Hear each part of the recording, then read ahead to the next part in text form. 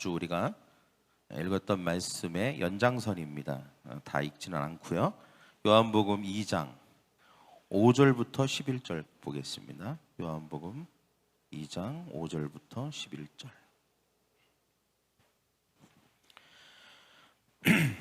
요한복음 2장 5절부터 11절입니다. 앞에 나와 있죠? 여러분 핸드폰을 보셔도 좋고 앞을 보셔도 좋습니다. 우리 한 목소리로 읽겠습니다. 시작. 그의 어머니가 하인들에게 이르되 너희에게 무슨 말씀을 하시든지 그대로 하라 하니라. 거기에 유대인의 정결 예식을 따라 두세 통 드는 돌 항아리 6이 놓여인지라. 예수께서 그들에게 이르시되 항아리에 물을 채우라 하신즉 아기까지 채우니 이제는 떠서 연회장에게 갖다 주라 하시매 갖다 주었더니 연회장은 물로 된 포도주를 맛보고도 어디서 났는지 알지 못하되 물떠온 하인들은 알더라. 연회장이 신랑을 불러 말하되 사람마다 먼저 좋은 포도주를 내고 취한 후에 낮은 것을 내거늘 그대는 지금까지 좋은 포도주를 두었도다 하니라. 예수께서 이 첫 표적을 갈릴리 가나에서 행하여 그의 영광을 나타내심에 제자들이 그를 믿으니라. 아멘. 기도하겠습니다. 사랑의 주님, 가정의 달 예수님은 우리의 가정에 주목하시고 우리의 가정을 중요하게 여기심을 알게 하여 주시니 감사합니다. 우리가 말씀을 들었던 것처럼 예수님을 우리의 가정에 초청하고 예수님께 우리의 가정의 모든 상황들을 아뢰고 주님이 하라고 하는 그것을 할 때 주님 우리의 가정이 회복될 것이 있다면 회복되고 더 좋아져야 될 것이 있다면 더 좋아져서 처음보다 나중이 더 아름답고 복된 최상급 포도주와 같은 가정 되게 하여 주시옵소서. 오늘도 주님이 우리에게 하라고 한 그것들을 우리가 듣기를 원합니다. 주님, 우리 안에 깨달을 수 있는 이해력을 주시고 그래서 우리가 그것을 적용할 수 있도록 성령이여 도와주시옵소서. 예수님의 이름으로 기도하옵나이다. 아멘. 지난주 제가 설교 예고를 했던 것처럼 오늘 제목은 최상급 포도주와 같은 결혼을 위한 4가지 지침입니다. 지난주는 그냥 최상급 포도주와 같은 결혼에 대해서 우리가 나눴죠. 오늘은 그 결혼을 위한 좀 4가지 좀 중대한 실천 사항들에 대해서 오늘 우리가 듣기를 원합니다. 지난주 말씀과 완전히 연결되는 말씀이죠. 우리가 오늘 이 가나 혼인 잔치에 포도주가 떨어졌습니다. 결혼 생활도 위기가 올 수 있습니다. 포도주가 떨어지는 것 같은 어려움을 당할 수 있습니다. 애정도 신뢰도 기쁨도 또 어떤 서로 사랑도 떨어질 수 있습니다. 바닥을 보일 수 있다는 것이죠. 우리의 결혼 생활은 초보 운전자와 같습니다. 결혼을 우리가 다 보면 처음 하죠. 대부분의 사람들은 결혼을 다 처음 합니다. 그래서 우리가 결혼 생활을 할 때 많은 실수도 합니다. 운전을 할 때 처음 운전하는 사람들은 시동을 꺼뜨리기도 하고 또 사고를 내기도 하고 온갖 실수를 다 하는 것과 똑같습니다. 그래서 우리는 배워야 합니다. 결혼에 대해서도 배워야 합니다. 어떻게 사랑해야 하는지, 어떻게 배려해야 되는지, 어떻게 결혼 생활을 유지하고 어떻게 가꿔야 되는지 이런 것들에 대해서 배워야 합니다. 달과 6펜스의 작가 서머셋 모음이 문단에 데뷔한 지 얼마 지나지 않았을 때 무렵의 일입니다. 당시 그의 소설은 인기가 별로 좋지 않았습니다. 출판업자들도 더 이상 선전을 해도 소용이 없다는 절망적인 말을 해주었습니다.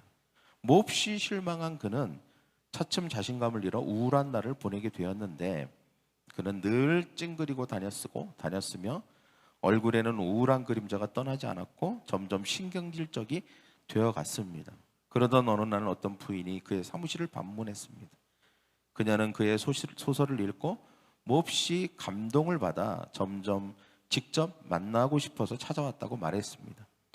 그 부인은 나이가 많았지만 기품이 있어 보였습니다. 다른 사람에 비해 빼어난 외모는 아니었지만 그녀의 얼굴에는 왠지 모르게 다른 사람들과 확연하게 구분되는 아름다움이 있었습니다.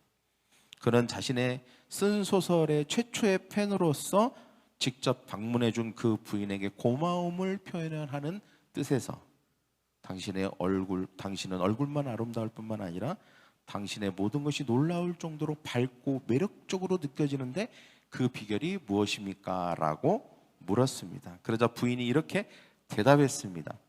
나는 나의 입술로 진실을, 나의 눈으로 관심을, 나의 손으로 봉사를, 나의 얼굴로 정직을, 나의 목소리로 친절을, 나의 가슴으로 사랑을 표현합니다. 그리고 마지막으로 나를 싫어하는 모든 사람들을 위해서 간절히 내 마음을 담아 기도하지요. 이것이 내 마음을 편안하게 하고 더불어 내 모습을 아름답게 하는 삶의 비결이 아닐까요? 라고 그렇게 대답을 했다고 합니다. 여러분, 예수님은 완전하신 분이심을 믿습니다. 할렐루야. 예수님은 우리의 행복한 결혼 생활의 비결을 아시는 분이십니다. 때문에 우리는 예수님께 배워야 합니다. 예수님께 우리의 결혼에 대해서 들어야 합니다. 예수님은 분명 수고하고 무거운 짐진 자들아 다 내게로 오라고 했죠. 내가 너희를 쉬게 하리라. 내 짐은 쉽고 가벼우니 내게 배우라 라고 말씀하셨습니다. 우리의 인생의 모든 문제에 대해서 우리는 예수님께 배울 수 있습니다. 우리가 하는 흔한 실수들이 뭘까요? 그것은 다른 것들은 다 열심히 배워요. 그런데 진짜 배워야 될 그것은 잘 배우지 않는다는 것입니다. 결혼에 대해서 마찬가지입니다. 다른 모든 것들은 학교에 가서 열심히 공부하고 학원에 가서 열심히 배우고 그냥 혼자 그냥 독학을 해서라도 그냥 열심히 하는데 열을 내는데 결혼과 가정생활에 있어서는 적극적으로 배우지 않는다는 것입니다. 그래서 예수님은 오늘 우리에게 결혼에 대해서 가르치시기를 원하고 배우기를 원하시는 것입니다. 우리가 지난주에 나눴던 것처럼 예수님은 결혼에 대해서 무척 관심이 많으십니다. 우리의 결혼 생활을 중요하게 생각하세요.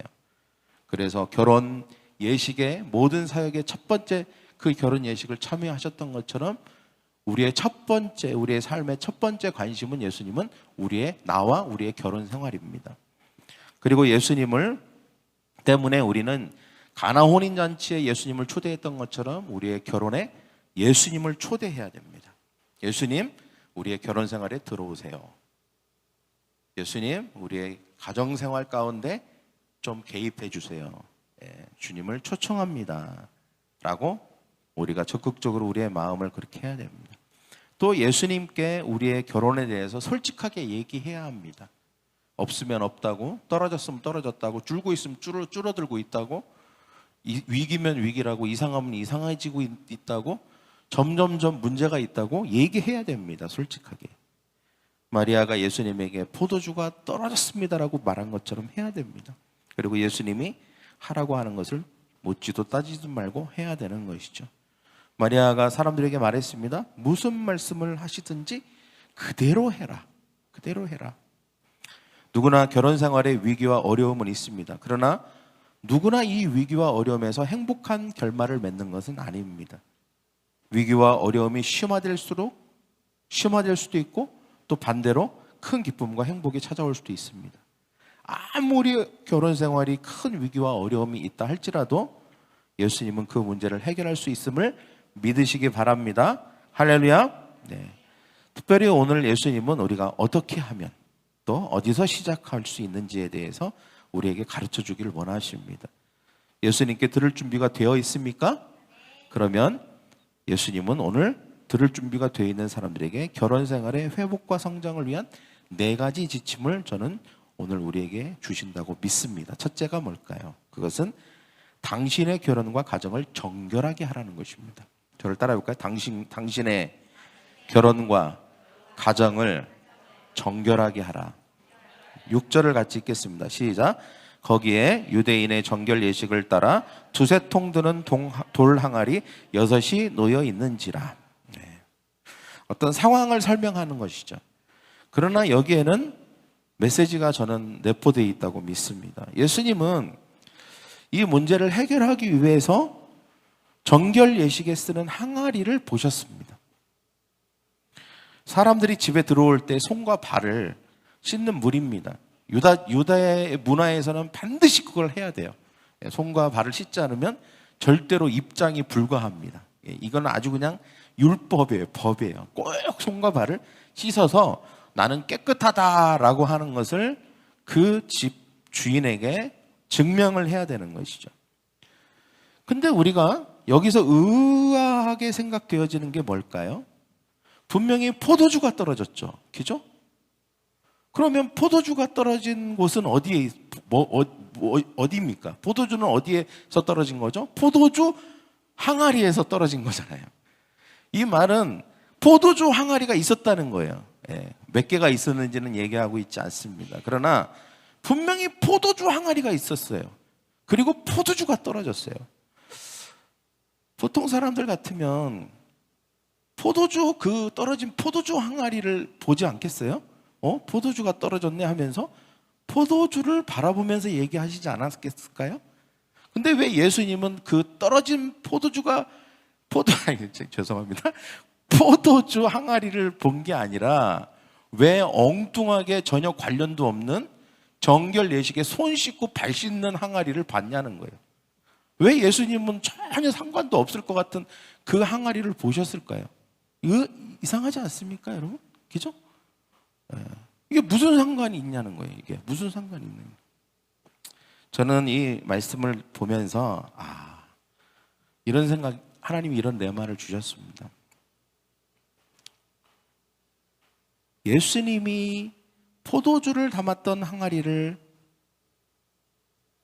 가르친 것이 아니라 정결 예식을 위해서 사용했던 항아리를 주목하셨다. 여러분, 이 정결 예식에 쓰던 항아리에는 뭐가 담겨져 있었죠? 포도주가 아닙니다. 물이 담겨져 있었습니다. 근데 그 물은 어떤 물이었죠? 더러운 물입니까? 빗물입니까? 굉장히 깨끗한 물입니다. 그죠? 정결 예식에 쓰는 물이에요. 아마 정제하고 또 거르고 걸어서 어디서 갖고 왔는지 모르지만 엄청나게 깨끗하고 맑고 이물질이 하나도 없고 오염이 하나도 돼 있지 않은 그런 물을 담았을 것입니다. 그 항아리에. 아주 깨끗한 항아리인 것이죠. 그런 물을 담았기 때문에 그 항아리도 아주 깨끗한 항아리인 거예요. 모든 것을 새로 시작하기 위해서 이것이 중요하다는 것입니다. 위기가 있을 수 있습니다. 어려움이 있을 수 있습니다. 힘들 수 있어요. 그러나 중요한 게 뭡니까? 그 모든 위기를 이겨내고 더 강해지고 더 행복한 부부가 되기 위해서, 결혼 생활이 되기 위해서 첫째로 중요한 게 정결함입니다. 정결함, 깨끗함이에요. 그래서 예수님이 그걸 바라보신 거예요. 돌 항아리를 먼저 바라보신 거예요. 그 깨끗한 정결함을 위해서 사용했던, 정결함의 목적을 가지고 있는 그 항아리, 또 실제로 깨끗한 물을 담고 있었던 그 항아리, 이것이 모든 것을 새로 시작할 수 있는 가장 좋은 상태임을 아셨던 것입니다. 주님은 우리의 결혼과 가정 안에 정결함이 있어야 함을 강조하고 계시는 것이죠.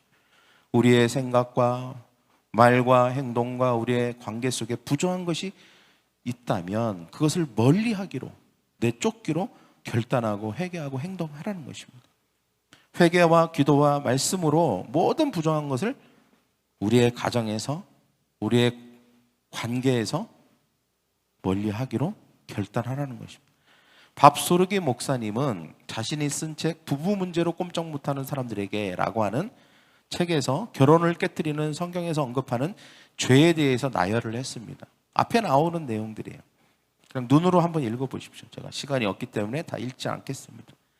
각각 성경의 구절을 인용하면서 우리의 결혼 생활을 깨뜨려버리는 죄들에 대해서 나열을 하고 있습니다. 이와 같은 것들이 바로 우리의 가정을 깨뜨리는 죄인 것이죠. 오염물질인 것입니다.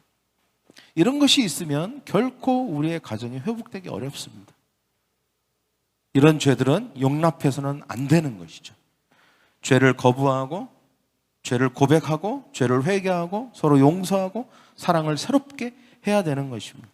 가정의 문제는 영적인 것과 굉장히 많이 관련이 있습니다. 우리의 영과 혼이 훼손되고 우리의 영과 혼이 오염되기 시작하면 우리의 말, 우리의 표정, 우리의 눈빛, 우리의 행동 모든 것들이 영향을 받게 되는 것입니다. 때문에 우리가 작은 영적인 균열도 우리는 절대 허용하면 안 되는 것입니다. 처음에는 사소하고 처음에는 의미 없을 수 있습니다. 그러나 그것이 점점 우리의 가정에 큰 파급력을 갖게 되는 것이죠. 정결 예식에 쓰려고 놓은 돌 항아리가 놓여 있는지라. 할렐루야. 우리의 가정을 정결한 돌 항아리가 되도록 힘쓰는 저와 여러분이 되기를 축복합니다. 죄가 가정 안에 있다면, 그래서 우리의 가정을 허물고 있다면 그 가정을 허무는 영 내쫓고 그 가정을 거룩하게 하십시오. 이것이 하나님이, 예수님이 우리에게 주는 첫 번째 지침입니다. 너의 가정을 정결한 돌 항아리가 되게 하라는 것이죠. 두 번째 지침은 뭘까요? 저를 한번 따라해 볼까요? 나의 결혼 생활에 부족한 것이 무엇인지 들으라. 6절을 다시 읽겠습니다. 시작. 거기에 유대인의 정결 예식을 따라 두세 통 드는 돌 항아리 6이 놓여 있는지라. 돌 항아리. 먼저는 우리가 결혼이 또 우리의 가정이 깨끗한 항아리가 되게 하는 게 중요합니다. 그 다음에는 뭐가 중요할까요? 그 다음에는 무엇이 부족한지를 주의 깊게 살피고 성령님께 듣는 것이 중요합니다. 자, 예수님이 가르치신 돌 항아리는 비어 있었습니다. 비어 있었어요. 깨끗했지만 비어 있었습니다. 서로의 관계에서 결핍되고 비어 있는 것이 무엇인지를 관찰해야 됩니다. 모른다면 성령님께 물어봐야 돼요. 네. 처음에는 있었는데 지금은 없는 게 뭘까? 예전에는 많았는데 지금은 뭔가 뜨문뜨문하고 부족한 게 뭘까? 따뜻한 말, 애정, 칭찬, 스킨십, 그리고 봉사, 선물, 이런 것들을 하나하나씩 사랑의 5가지 언어라고 하는 그 책에 비추어서 한번 봐야 됩니다. 구체적으로 내가 사랑이 식었는데 그 사랑이 식은 구체적인 항목들이 무엇인가, 무엇이 부족한가를 봐야 되는 것이죠.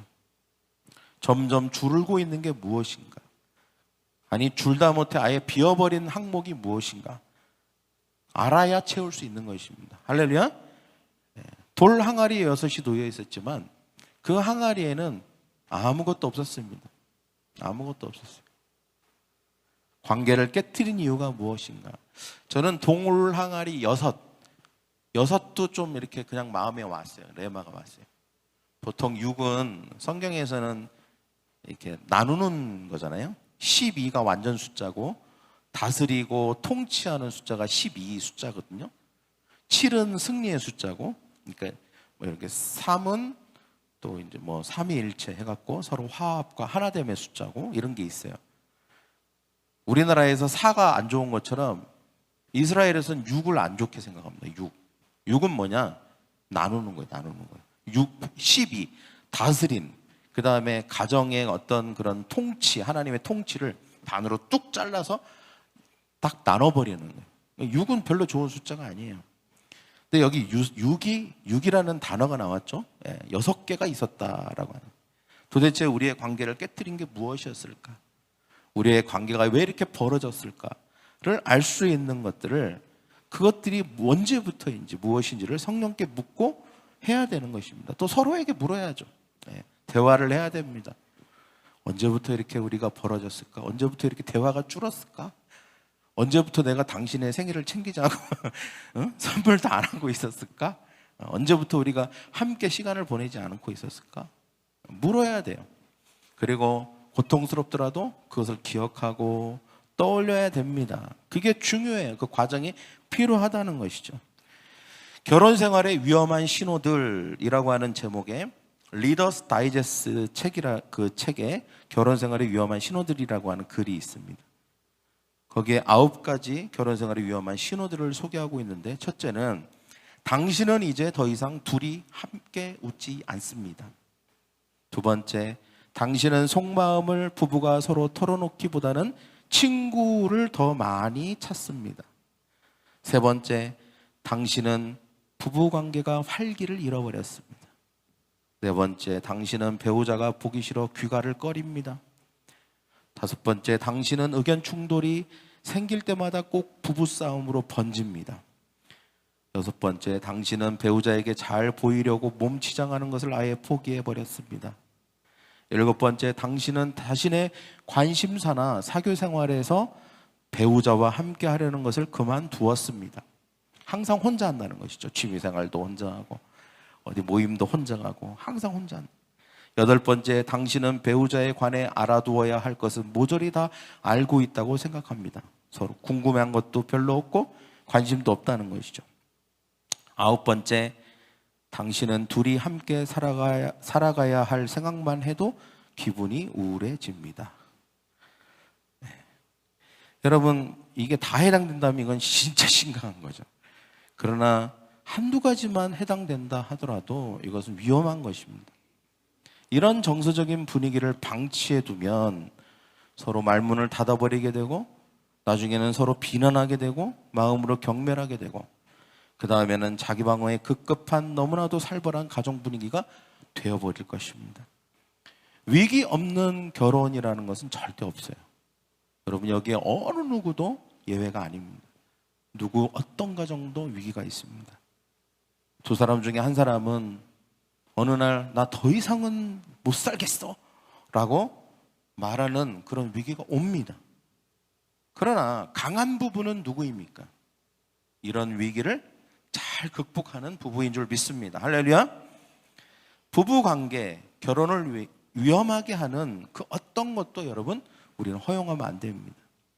점점 줄어들고 있는 것이 무엇인지, 텅텅 비어있는 바닥을 보이는 것이 무엇인지 예수님께 묻고 서로에게 들어야 합니다. 자, 들었다면 이제 어떻게 해야 될까요? 세 번째입니다. 저를 따라해 볼까요? 성령 안에서 기도하고 마땅히 해야 할 의무를 다하십시오. 저는 이 말씀을 너무 영적으로만 해석하고 싶진 않습니다. 우리가 읽어야 될 말씀 몇 절입니까? 9절이 7절인가요? 네. 9절이 안 써 있네요. 미안합니다. 읽어야 할 말씀 7절입니다. 7절. 자, 같이 한번 읽겠습니다. 시작.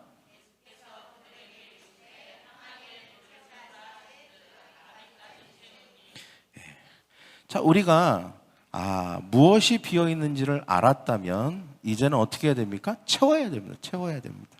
채워야 되는 것이죠. 우리가 채울 때 첫째는 성령 안에서 기도하면서 성령님께 물어봐야 됩니다. 그리고 서로에게 그 필요를 또 물어봐야 되겠죠.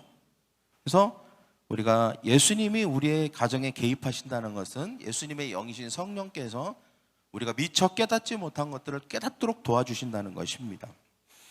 우리는 때때로 우리의 감정과 우리의 의지가 매우 약하다는 것을 인정하지 않을 때가 있습니다. 네. 나는 굉장히 강한 사람이야, 감정적으로. 나는 의지적으로 굉장히 강한 사람이야 라고 생각하지만 실제로 막상 어떤 결혼의 위기 앞에서는 별로 그런 것이 통하지 않습니다. 매우 감정적이 되고 매우 우리의 의지는 우리의 감정을 이기지 못합니다. 너무나도 약해진다는 것이죠. 때문에 우리는 성령의 도움을 받아야 됩니다. 우리 스스로 할 수 없기 때문에 성령께서 우리를 도와주셔야만 이것이 가능해지는 것이죠. 우리의 입술을 주관해 주셔야 되고 우리의 생각과 우리의 말과 행동을 성령님이 붙들어 주셔야만 우리의 의지가 우리의 감정의 올바른 방향으로 가게 되어 있습니다.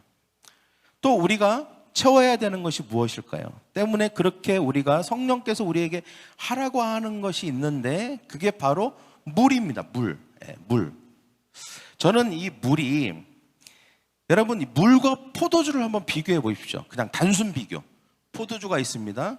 물론 이 포도주는 우리나라에서는 술이죠. 그러나 마치 이스라엘에서는 굉장히 맛있는 음료입니다. 우리나라에서 맛있는 음료가 뭘까요? 전통 음료, 식혜 정도 생각하셔도 좋을 것 같습니다. 식혜가 있습니다. 아주 달달하고 맛있고 향이 좋은 식혜가 있어요. 그리고 또 물이 있습니다. 비교를 해보십시오. 포도주를 먹으면 기쁩니다. 맛있습니다. 그리고 그 풍미가 있습니다. 물은 어떻죠? 물은 무맛입니다. 무맛. 맛이 없어요. 아무 맛도 없고 향도 없고 색깔도 없죠. 그죠? 네. 무맛입니다. 우리의 가정에 예수님께서 먼저 채우라고 한 게 무엇입니까? 예수님이 포도주를 만들어서 포도주를 채우라고 한 게 아니라 물을 채우라고 그랬어요. 물을 채우라고 했습니다. 이 물은 무엇을 말할까요? 여러분, 어쩌면 이 물은 우리가 하는 노력들일 수 있습니다. 결혼을 하면 누가 시키지 않아도 서로 사랑을 합니다. 만나고 싶고, 연애해 보셨죠? 집에까지 데려다 주면 내가 또 다시 니네 집까지 데려다 줄게 가고, 밤새 서로 집까지 데려다 주다가 밤은 새벽 해장국 먹으러 가는 사람들도 있고, 그냥 좋아요. 같이 있으면 좋고, 같이 시간 보내고 싶고, 보고 싶고, 그런 게 당연한 거잖아요. 그죠? 근데 어느 순간 뭐 이유가 어떻게 됐든지 간에 애정도 식어버리게 되고, 열정도 식어버리게 되고 그렇습니다. 근데 그걸 사람들이 되게 당연하게 생각해요. 원래 그런 거야 이렇게 생각합니다. 또 우리의 선배들이나 친구들도 또 그렇게 얘기하죠. 결혼이나 원래 그런 거야. 처음엔 좋지만 나중엔 다 그렇게 되게 돼 있어. 의리로 사는 거야 막 이렇게 하면서 마치 그것이 마치 정답인 것처럼 진리인 것처럼 얘기를 합니다. 또 실제로 우리가 우리의 결혼 생활이나 주변의 결혼 생활을 봐도 그렇게 보입니다. 실제로 처음에 그런 어떤 애틋함도 사라지죠. 나이가 들수록 점점 시간이 지날수록 점점 마치 처음 포도주는 너무 맛있는데 나중 포도주는 맛이 없거나 아니면 아예 떨어져 버리는 것 같이 느껴집니다. 그런데 예수님은 우리의 생각과 다른 생각을 가지고 계십니다. 하나님은 우리의 생각과 다른 생각을 가지고 계십니다. 여러분, 왜 예수님께서 물을 채우라고 하셨을까요? 포도주는 떨어져 버리고 말았습니다. 그러나 떨어져 버린 애정과 신뢰와 사랑을 그 이전에 처음에 자연스럽게 갖게 되었던 그것보다 더 좋은 애정과 사랑으로 만들 수 있는 방법이 바로 이것이기 때문입니다. 우리의 노력과 우리의 의지적인 의무들과 그리고 사랑과 그 사랑이 애정 어린 스스로 우리의 감정에로부터 스스로 솟구치는 사랑을 말하는 게 아니라 의지적인 사랑을 말하는 것입니다. 노력하는 사랑. 이런 것들, 우리의 말, 행동들. 우리가 노력하고 애쓰고 가꾸고 우리가 시간을 투자하고 의식적으로 거기에 관심을 갖는 이런 모든 사랑을 중요하게 생각하고 가정을 중요하게 생각해서 하는 모든 의지적인 행동들을 말하는 거예요. 보통 결혼을 하면 3년, 4년이면 처음에 뭐 콧강지가 다 벗겨진다고 하잖아요. 그죠? 그리고 우리의 애정도 예전만 같지 않다고 합니다. 그러나 여러분 그때부터 뭐가 필요합니까? 우리의 의지적인 게 필요합니다. 배워야 되고 공부해야 되고 노력해야 되고 그리고 또 때로는 의무를 다해야 됩니다. 이것이 내가 좋아서 하는 게 아니라 내가 의무를 다하는 것이 될 때가 있습니다. 그런 것들이 굉장히 중요해지는 시기가 와요. 위기가 왔을 때 더욱 그렇습니다. 포도주가 떨어졌을 때 우리의 가정과 결혼 생활에 어떤 중요한 요소들이 떨어져 버렸을 때 그래서 위기가 왔을 때는 더더욱 이런 것들이 중요합니다. 물은 무맛이라고 그랬죠? 아무런 맛도 없습니다. 아무런 느낌도 없습니다. 아무런 향도 없어요. 그러나 그것을 채워야 되는 것입니다. 예수님이 물을 채우라고 그랬어요. 계속. 항아리에다 물을 채워라. 어디까지 채워야 돼요? 항아리 아귀까지. 아귀라는 게 뭐예요? 찰랑찰랑찰랑찰랑 끝. 거기까지 채우라는 거예요. 거기까지. 여러분 얼마만큼 우리가 노력해야 될까요? 가정을 위해서, 가정의 결혼 생활의 회복을 위해서 얼마만큼 우리가 애쓰고 노력하고 가꿔야 됩니까? 예? 찰 때까지. 그것이 예수님이 됐다라고 할 때까지입니다. 서로가 이만하면 됐다라는 생각이 들 때까지 계속 그렇게 해야 됩니다. 여러분, 마리아는 하인들에게 예수님이 하라고 하는 것은 무엇이든지 하라고 했습니다. 왜 해야 되는지, 왜 어떻게 해야 되는지, 이게 도대체 무슨 도움이 되는지 따위의 감정과 생각은 별로 중요하지 않았습니다. 어떨 때는 하기 싫을 때도 있었겠죠? 하기 싫은 사람도 있었을 거예요. 분명히 거기에. 이걸 도대체 왜 해야 되는 거야? 라고 하는 것도 있을 것입니다. 때로 예수님은 우리에게 말씀하세요. 성령님은 네가 남편이 미워도 사랑하라고 얘기해라. 네가 볼 때 칭찬할 게 한 개도 없어 보여도 칭찬해줘라 라고 하면 우리가 도대체 칭찬할 게 뭐가 있는 거야? 라고 해도 예수님이 하라고 하는 것을 해라 라고 한 것처럼 의지적으로 하는 것입니다. 할렐루야. 근데 우리의 의지를 발동해야 돼요. 그 순간은 우리가 노력해야 됩니다. 감정이 그 모든 말과 행동을 지배하는 게 아니에요. 우리의 믿음과 의지와 순종이 우리의 말과 입과 행동을 지배하게 만들어야 됩니다. 할렐루야. 만약에 하인들이 순종하지 않았다면 어떻게 됐을까요? 뭐야 저 사람, 왜 이런 쓸데없는 일을 시키는 거야? 우리가 아무리 하인이지만 우리가 이런 거 하려고 지금 있는 줄 알아? 왜 쓸데없이 거기다 물을 채우라고 해? 이미 사람들은 다 손 씻고 발 씻고 다 들어왔는데. 아니 포도주하고 떨어진 거하고 뭔 상관이야 도대체? 그러면서 자기들끼리 막 반란을 일으켰다고 생각해 보십시오. 아무 일도 일어나지 않았겠죠. 그러나 그 사람들이 마리아가 예수님의 하라고 하는 그것을 그대로 해라 라고 하는 것을 다 그대로 했습니다. 그대로 했어요.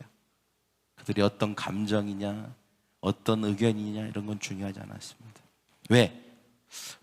그들 안에 어떤 기대감이 있었을 수도 있어요. 듣기로는 예수님이 하라고 하면 뭔가 기적이 일어날 것 같은 그런 기대감을 가졌을 수도 있죠. 여러분, 우리는 예수님을 신뢰해야 합니다. 할렐루야. 예수님이 우리에게 하라고 한다면, 여러분 예수님이 가장 대표적으로 하고 하신 말씀이 뭐예요? 서로 사랑해라 그러잖아요. 사랑해라. 사랑해라. 그 사랑은 아가페적 사랑입니다.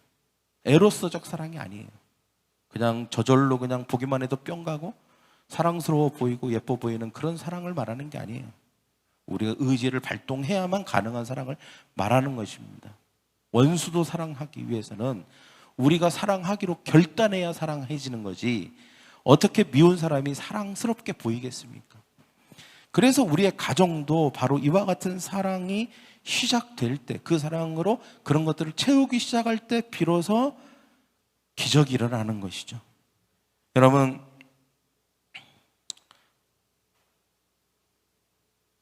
포도주가 아니라 이때는 물을 채우는 것입니다. 할렐루야. 위기의 순간이 왔다면 포도주를 기대하지 마십시오. 포도주를 기대하지 마세요. 지금 너무 분위기가 안 좋은데 마음이 동해서 사랑하는 게 어떻게 가능합니까? 예? 너무 미워 죽겠는데 무슨 선물을 하는 게 어떻게 가능합니까? 선물을 하고 싶은 마음이 들어야 선물을 하지, 뭐 이런 얘기 하잖아요. 네가 이뻐야 내가 너한테 뭐 밥을 해주지, 뭐 이런 거 있잖아요. 그거는 안 하겠다는 뜻이에요. 우리의 가정 회복을 안 하겠다는 뜻하고 똑같은 것입니다. 예. 그런 마음은 절대 생기지 않아요. 이미 문제가 심각하기 때문에. 그 마음을 생기기를 기다리는 게 아니라 어떻게 해야 됩니까? 포도주가 아닙니다. 물을 채워야 돼요. 물을. 아무 의미 없어 보이는 말일 수 있어요. 이런 건 의미가 없어. 내가 저 사람한테 사랑한다고 말한들 무슨 의미가 있겠어 지금 이런 관계에서, 라고 해도 해야 되는 것입니다. 사랑해 여보, 잘하고 있어 여보, 당신이 있어 너무 든든해, 당신이 있어서 너무 자랑스러워. 마음은 아니에요. 마음은 X. 그렇지만 내가 물을 채운다니까요. 포도주를 채우는 게 아니에요. 나의 진심을 말하는 게 아니에요. 그냥 립 서비스가 될 수도 있어요. 근데 여러분, 이게 왜 중요한 줄 아십니까? 물을 채웠잖아요. 그 의미 없는 말들, 그 어떻게 보면 별 기대도 안 되는 말들을 했단 말이에요. 선물도 하고 했단 말이에요. 근데 그걸 언제까지 했냐? 아귀까지 했단 말이에요. 진짜 내가 할 수 있는 모든 만큼을 했어. 예. 한두 번 하고 만 게 아니에요. 끝까지 했어요. 끝까지. 예수님이 됐다라고 말씀하실 끝까지. 그랬더니 어떤 일이 일어나요? 그게 포도주로 바뀌더라는 거예요. 그게 포도주로 바뀐 거예요. 할렐루야? 예. 그게 포도주로 바뀐 거예요. 그 순간이 오니 너무 사랑스러운 거예요. 그전에는 발견하지 못한 게 보이기 시작하는 거예요. 너무 기쁜 거예요. 그러니까 연회장이 뭐라 그래요? 보통은 처음에는 되게 좋은 포도주 갖다 주고 나중에는 되게 품질 낮은 포도주 갖다 주는데 이건 도대체 어디서 난 포도주냐? 라고 하잖아요. 많은 사람들이 결혼에 대해서 이렇게 생각합니다. 처음에는 좋아요. 그러나 나이 한 50 먹어보세요. 에휴, 그냥 마지 못해 살아요. 이게 대부분 세상 사람들이 많이 얘기하는 이야기입니다. 그러나 예수님 안에서는 절대 그렇지 않습니다. 할렐루야?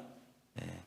왜냐하면 우리의 사랑은 자연스러운 아가페적 사랑을 뛰어넘어서 위기의 순간에 그 사랑의 힘이 발휘를 하는 거예요.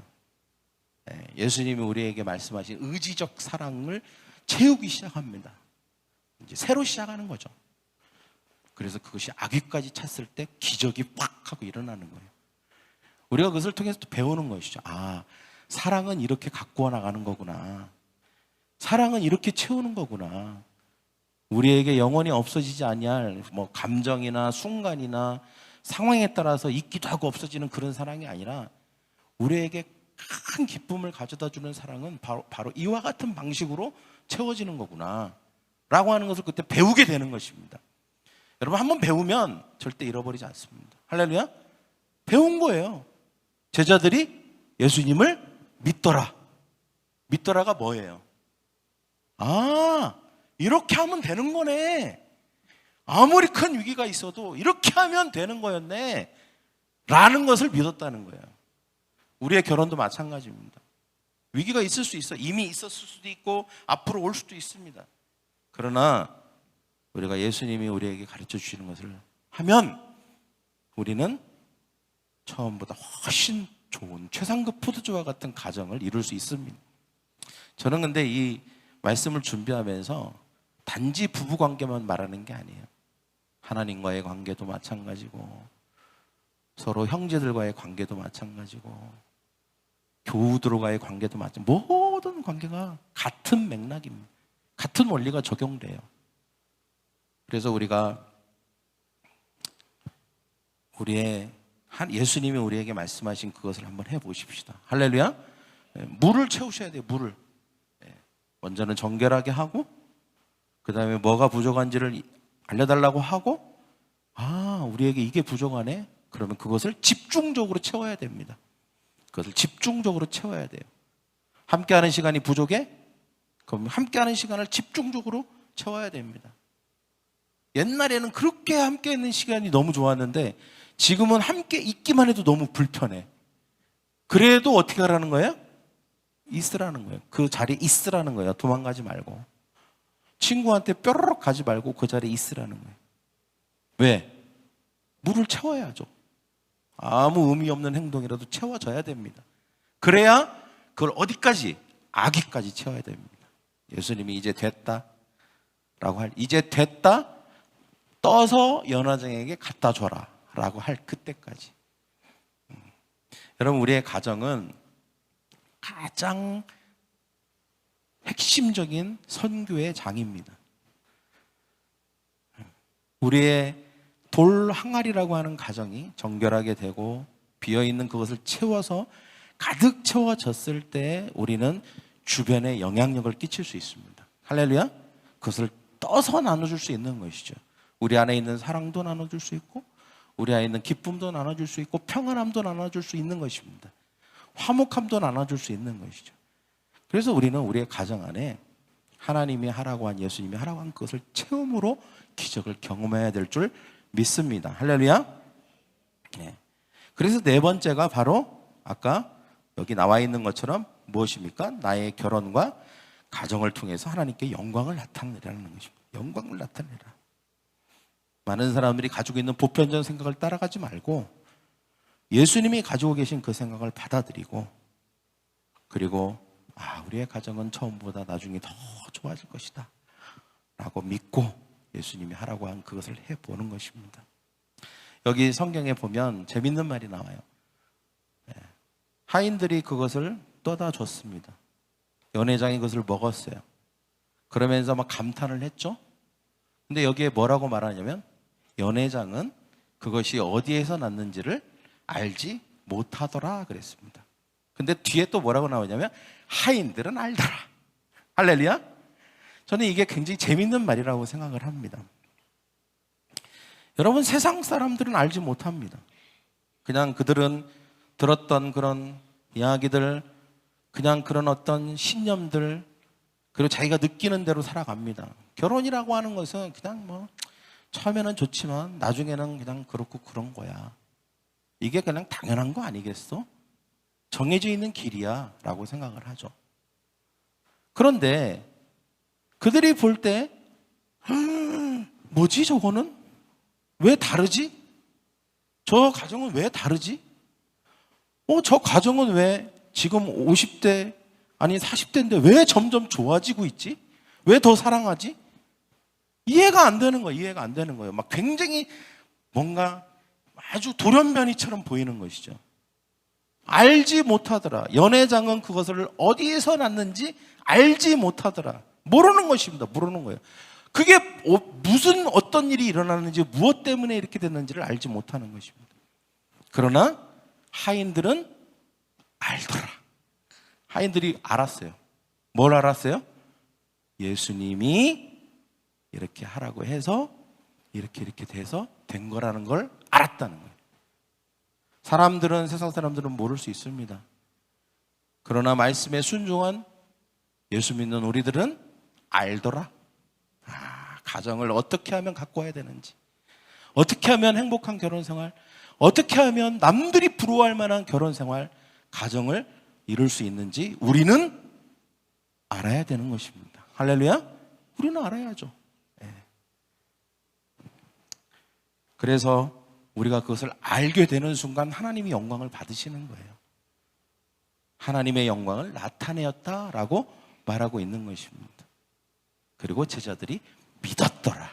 할렐루야. 그런 일이 저와 여러분의 가정 가운데 있기를 간절히 축원합니다.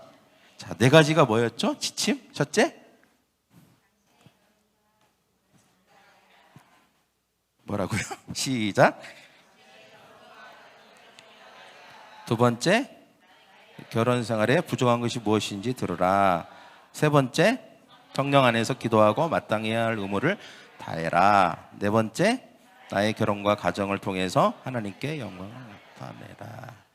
이것이 저는 이 가나 혼인잔치 이 기적의 사건을 통해서 우리에게 구체적으로 주시는 지침이라고 생각합니다. 할렐루야.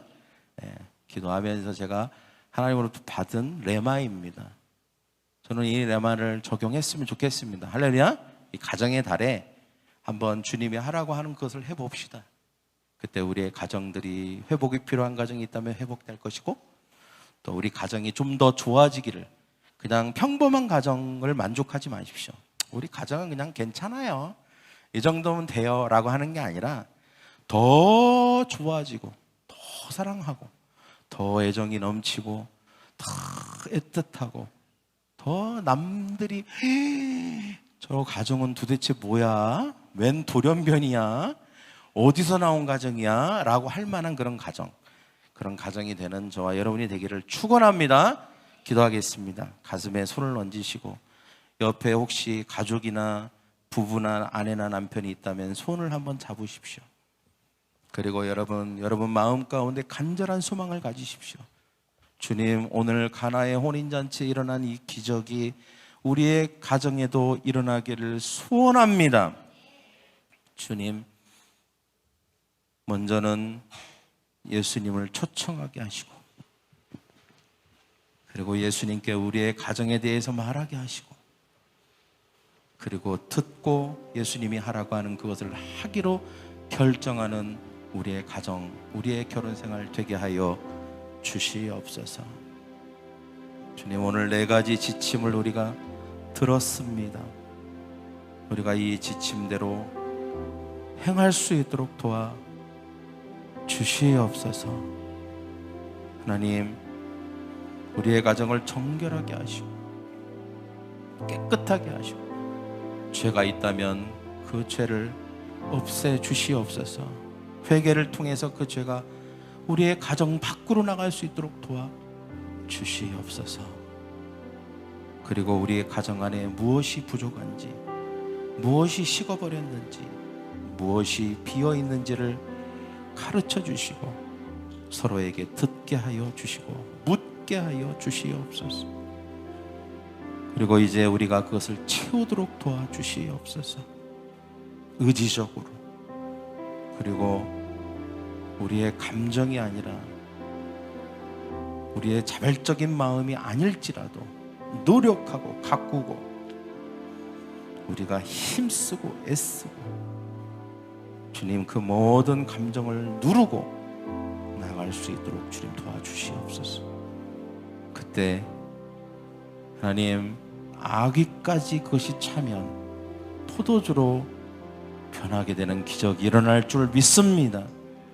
그 어디에서도 볼 수 없는 그 사랑, 그 애정, 그 신뢰가, 그 끈끈함이 처음보다, 결혼할 때보다, 연애할 때보다도 더한 사랑이 우리의 가정 안에 있게 될 것입니다. 이것이 우리의 가정입니다. 이것이 우리의 가정입니다. 우리의 가정, 우리의 결혼 생활입니다. 이것이 우리가 이루어야 될 모습입니다.